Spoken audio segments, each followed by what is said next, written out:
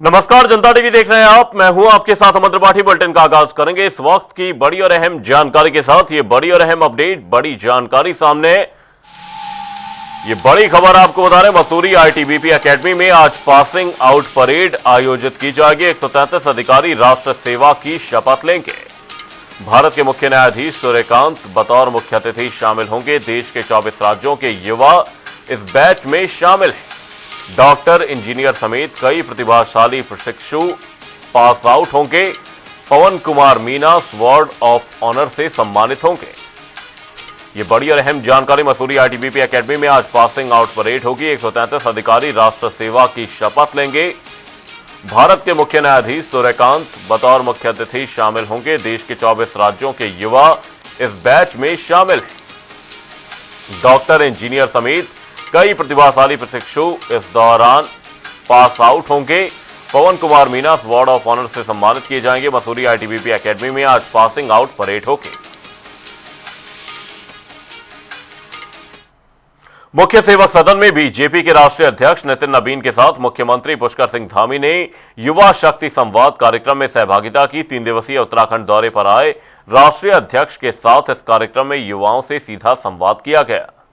आपको बता दें कि कार्यक्रम में प्रदेश सरकार द्वारा युवाओं के हित में उठाए गए कदमों की जानकारी दी गई, जिसमें नई शिक्षा नीति, स्टार्टअप और स्किल डेवलपमेंट को प्रमुख रूप से रेखांकित किया गया।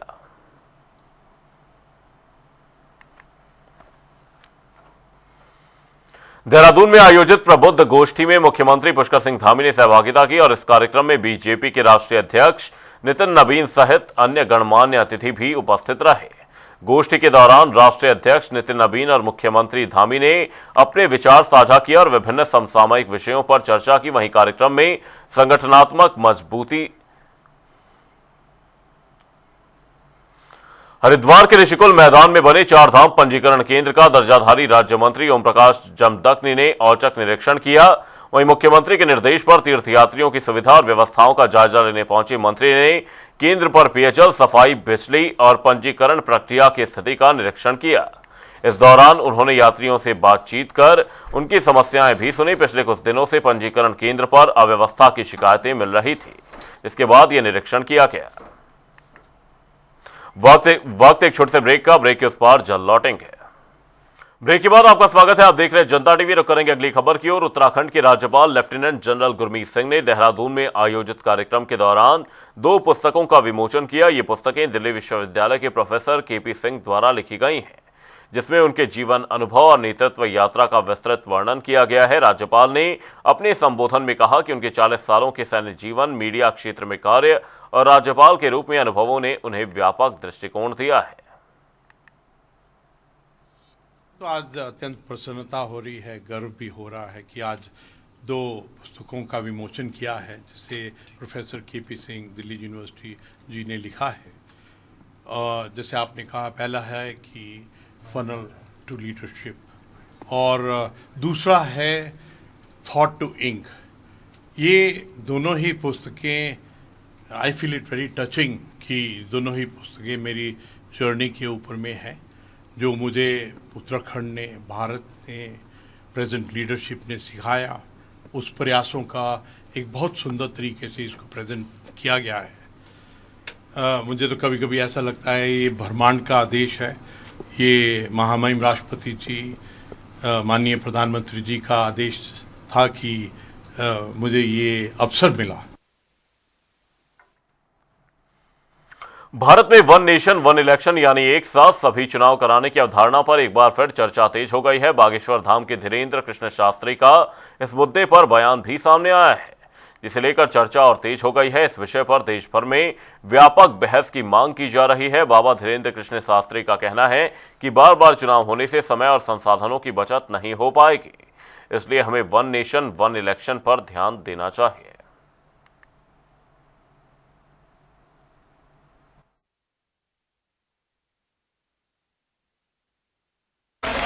और बद्रीनाथ की साधना के बाद हम भारत को एक मंत्र और देना चाहेंगे। भारत का व्यर्थ का खर्च बचाना है, तो 1 नेशन 1 इलेक्शन होना चाहिए। एक देश एक चुनाव।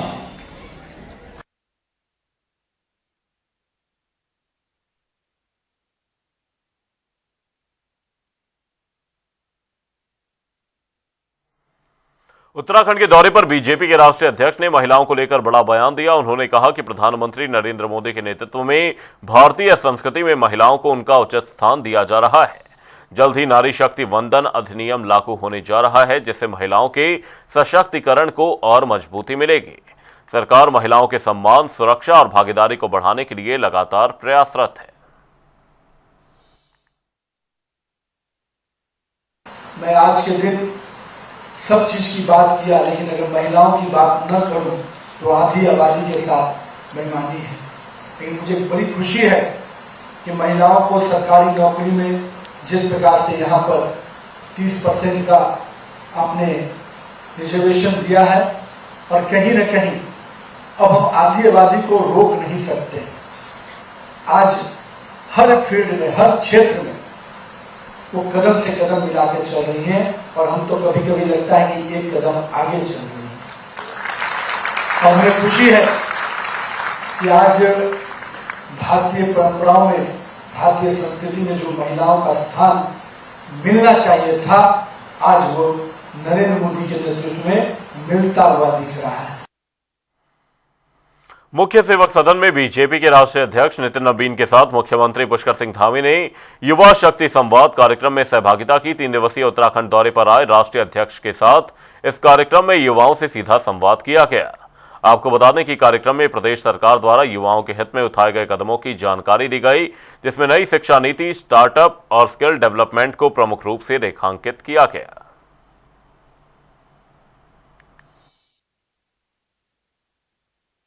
अध्यक्ष का दौरा उत्तराखंड के अंदर लगा, लेकिन अब बड़ा अफसोस है, प्रधानमंत्री जी ने अपील करी थी कि आप कम से कम गाड़ियों का इस्तेमाल करिए, सोना कम खरीदिए।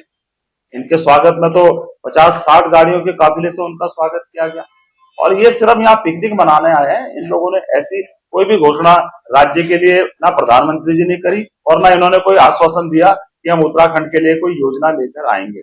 ये सिर्फ उत्तराखंड में जो भारतीय जनता पार्टी के अंदर जो विद्रोह की जो लहर चल रही है, जो आपस में विधायक लोग लड़ रहे हैं, मंत्री लोग लड़ रहे हैं, और जो काम नहीं हो रहे हैं, विधायक लोग खुलेआम सड़कों पर बोल रहे हैं, उनको रोकने के लिए प्रदेश के अंदर आए, अंतर्द्वंद को कम करने के लिए प्रदेश के अंदर आए।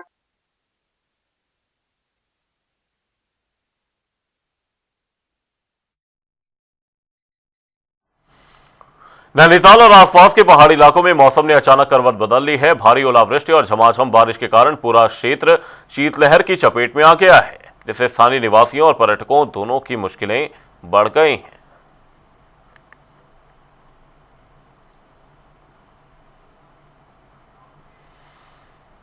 उत्तराखंड में भारत सरकार द्वारा विकसित सेल ब्रॉडकास्ट सिस्टम अब आपदा प्रबंधन में प्रभावी साबित हो रहा है।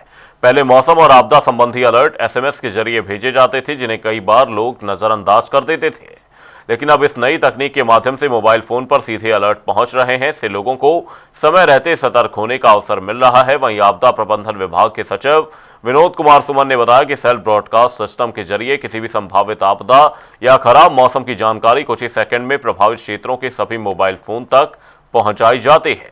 इसके लिए भारतीय मौसम विभाग के सहयोग से संवेदनशील क्षेत्रों की पहचान कर मोबाइल टावरों के माध्यम से एक साथ अलर्ट भेजा जाता है।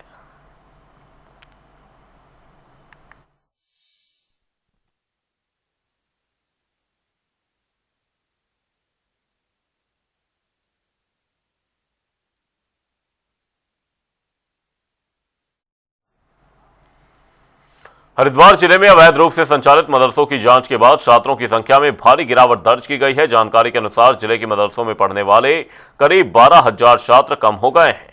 हाल ही में डीएम के निर्देश पर शिक्षा विभाग ने लक्सर तहसील क्षेत्र के कई मदरसों की जांच की थी, जिसमें 23 मदरसों में अनियमितताएं पाए जाने पर उनके मिड डे मील और अन्य फंड पर रोक लगा दी गई थी। इसी दौरान 10 मदरसा संचालकों ने अपने मदरसे बंद करने के लिए आवेदन भी दिया। शिक्षा विभाग का मानना है कि घटे हुए छात्र इन्हीं मदरसों से जुड़े हो सकते हैं।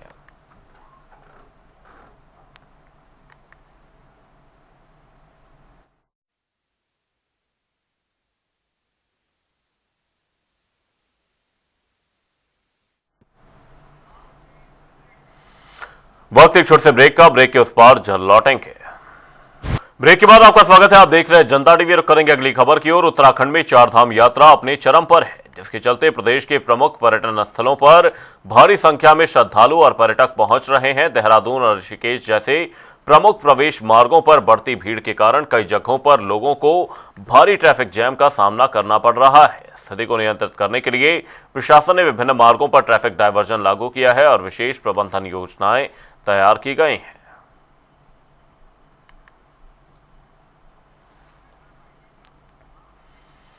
खटीमा में सफाई कर्मचारी के साथ कथित मारपीट के मामले को लेकर सफाई कर्मचारी संघ ने कड़ा विरोध जताया है। घटना के विरोध में नगर पालिका परिषद में सफाई कर्मचारियों ने कार्य बहिष्कार करते हुए धरना शुरू कर दिया। संघ की अध्यक्षा ग्रेस देवी ने खटीमा कोतवाली में तहरीर देकर आरोप लगाया कि पुरानी तहसील क्षेत्र में ट्रैक्टर ट्रॉली में कचरा भरते समय आउटसोर्स कर्मचारी के साथ कुछ लोगों द्वारा मारपीट, गाली गलौज और जान से मारने की धमकी दी गई।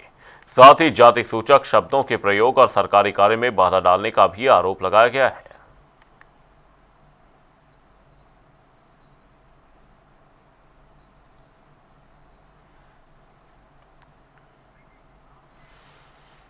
उत्तरकाशी में भागीरथी का जलस्तर बढ़ने से नदी का बहाव तेज हो गया है, जिससे प्रशासन और सुरक्षा एजेंसियां अलर्ट मोड पर हैं। पहाड़ी क्षेत्रों में बढ़ते तापमान और मौसम परिवर्तन के कारण जलस्तर में बढ़ोतरी देखी जा रही है। वहीं जिला प्रशासन ने गंगोत्री धाम के स्नान घाटों पर यात्रियों की सुरक्षा के लिए विशेष सतर्कता बरतने के निर्देश दिए हैं। पुलिस और जल पुलिस द्वारा श्रद्धालुओं को स्नान के दौरान सावधानी बरतने और उफनती नदी के किनारे जाने से बचने की अपील की जा रही है।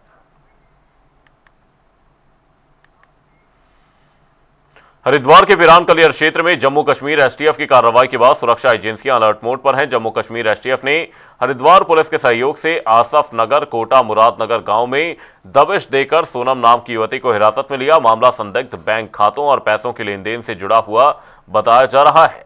एसएसपी नवदीप सिंह भुल्लर के अनुसार कठुआ से गिरफ्तार आरोपियों से पूछताछ और व्हाट्सएप चैट में सोनम का नाम भी सामने आया था। शुरुआती जांच में सोनम के 15 से अधिक बैंक खातों में करीब 20 लाख रुपए के संदिग्ध ट्रांजैक्शन मिले हैं।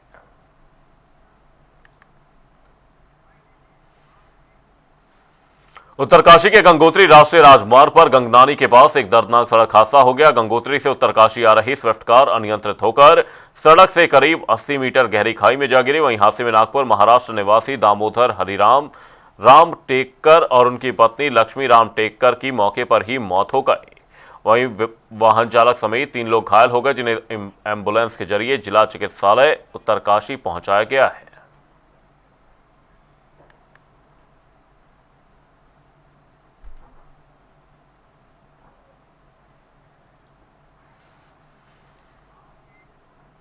चमोली जिले के लवाणी जंगल के पास एक दर्दनाक सड़क हादसा हो गया। लगभग 5:50 पर इको वैन वाहन अनियंत्रित होकर करीब 400 से 500 मीटर गहरी खाई में जा गिरा।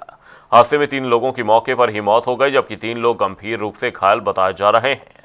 वहीं बताया जा रहा है कि वाहन में सवार लोग एक पारिवारिक सदस्य के पार्थिव शरीर को अंतिम संस्कार के लिए गांव ले जा रहे थे। इसी दौरान चालक को नींद की झपकी आने की वजह से वाहन हादसे का शिकार हो गया।